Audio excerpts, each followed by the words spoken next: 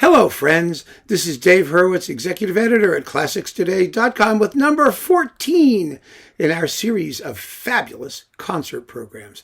Now, this one is, again, not part of a series. The next one will start a new series, and I'm not telling you what it is. It's going to be a surprise. But in any case, number 14 is just a concert I've always wanted to hear done. And it revolves around Ravel's Shéhérazade, both of them.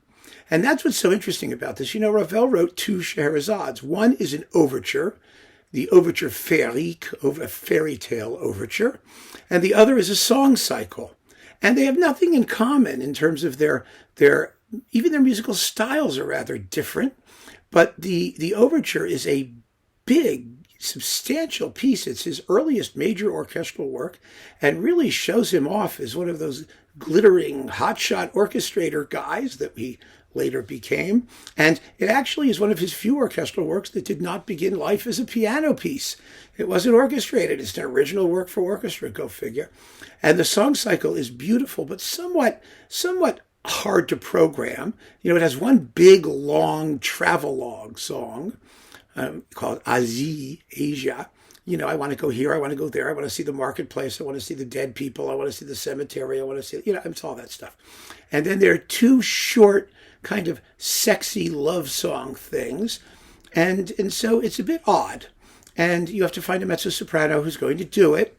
And there are a few. I mean, Marilyn Horne made a career of it practically. She did it quite frequently and very, very well. And some of the best ones are out there were Ellie Amelings and Frederica von Stade. They were all marvelous. But what can I tell you? And of course, there's Régine Crespin with Ansermet, classic, one of Dave's faves.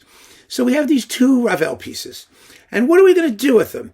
Well, as usual in my concert programs, I like to have 4 pieces because it allows you an opportunity to create a little mini program on either side of the intermission. So for the first half, we do the overture, because you start with the overture. And then it's customary to follow up with the concerto. But I think in this fantastical universe that Ravel creates, I do not want your usual piano concerto or violin concerto or even cello concerto. I think this is a wonderful opportunity to do the Ginastera harp concerto. I love harp concertos. I did a whole video about contemporary harp concertos. Please go take a look at it. You know, harp concertos are so cool. The modern harp is an unbelievable instrument. It's incredibly complicated. You know, it has 7 pedals, and each pedal has 3 positions, and it's got lots and lots of strings, and it's got millions of moving parts. It's just a mechanical marvel. It really, really is. I mean, if you've ever seen harpists running around with their harp, I mean, when I played in my community orchestra, we needed a harp. You know, you have to pay for the harpist, you have to pay for transporting the harp, which has to be done very, very carefully. Then they show up 3 hours early to tune the harp, which is a major project. They sit there with their tuning key and they're going twing, twing, twing, twing, twing, twing, twing, twing, twing. And they get very, very annoyed if you touch their harp or if you, God knows, you drop their harp or do anything with their harp. They cost a fortune. I mean, they're really fascinating. I kind of had a little obsession with the mechanics of harp construction.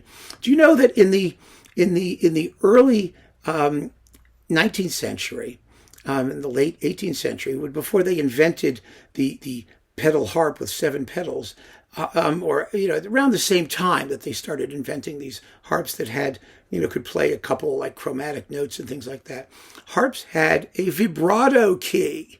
That's how important vibrato is. They had a swell register. They had a panel that opened up in the soundboard that you hit with your foot, and you would wiggle it up and down, and this thing would flap back and forth, and it would create a wah wah wah wah sound. And that's how important vibrato was in every instrument that existed. They were all trying to imitate the human voice, and some had their advantages and disadvantages. And the harp had a lot of disadvantages. I mean, it makes this lovely liquid sonority. And nowadays, they're built to have resonance in the tone and all that. But, they were kind of dry sounding, and they went plink, plink, plink. And there wasn't a lot vocal in that. And you couldn't be very legato. And so they tried to do whatever they could to make the harp sonority more vocal. And that was one of the things that did it. And actually, there's a wonderful harp treatise by the Comtesse de Genlis, where she talks about how, some of these appurtenances are not very good for lady harpists because their dresses are too big and they get in the way.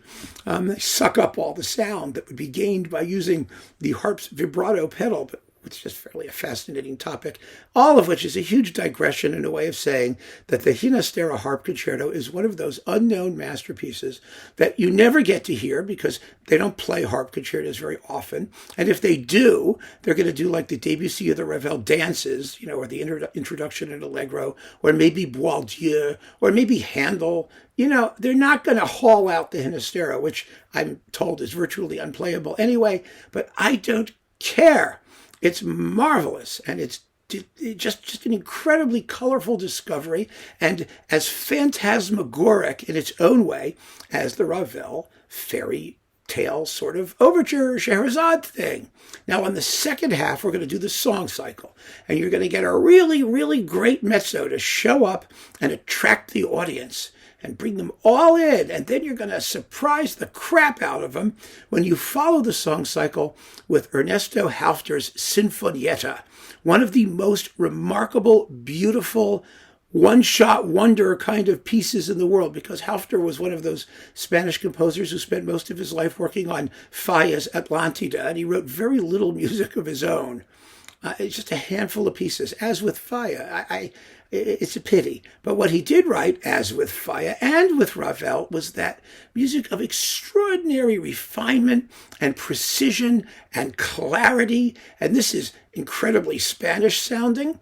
He was a Spanish composer, and it really sounds that way. But it has a transcendental slow movement. Music of incredible religious ecstasy almost. It's amazing. And the rest of it is this gigantic concerto grosso. Everybody in the orchestra gets solos, particularly the wind section and the solo strings. And you've got two snare drums tuned differently at opposite ends of the orchestra, whirring along. And oh my God, it's gorgeous. And I did do a talk about that. I think I played a bit of it. You should go listen to it if you can. It's one of the really great masterpieces of early 20th century neoclassicism. It was written in the 1920s. So it goes beautifully with all of the other stuff on the program. And I think this would just be I think this would be so much fun to go see and so enjoyable, but we can do it at home. And I recommend that you do so, because I think you're going to be just enchanted by this music. I really, really do. It's that kind of a program. It's an enchanting program. That's the concept. Enchantment. So keep on listening, friends. Thanks so much for joining me. Take care.